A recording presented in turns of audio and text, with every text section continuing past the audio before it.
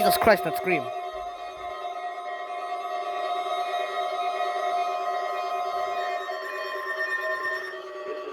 Shit. During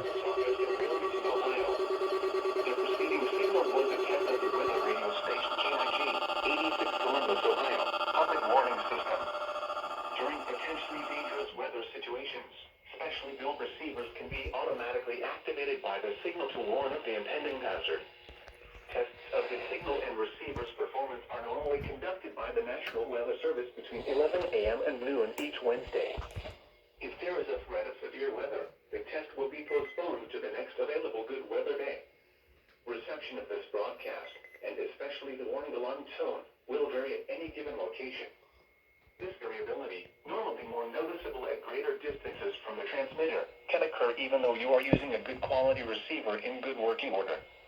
The warning alarm tone will be activated for hazardous watches and warnings for the following counties: Champaign, Clark, Delaware, Fairfield, Fayette, Franklin, Greene, Hocking, Knox, Licking, Madison, Marion, Morrow, Muskingum, Perry, Pickaway, and Union.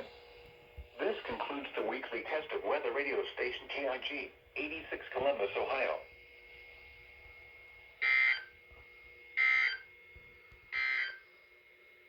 Here are the 11 a.m. weather conditions at the John Glenn Columbus International Airport under cloudy skies. The temperature was 64 degrees and the relative humidity 46%. The wind south at 8 miles an hour. The barometric pressure was 30.28 inches and steady.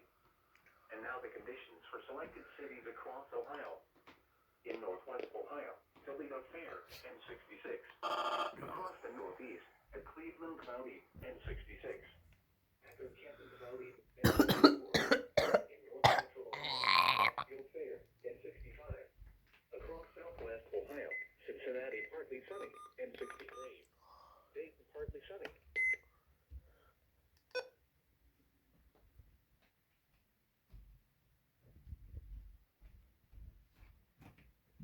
No idea why this goes for only 1 hour, but that's recom.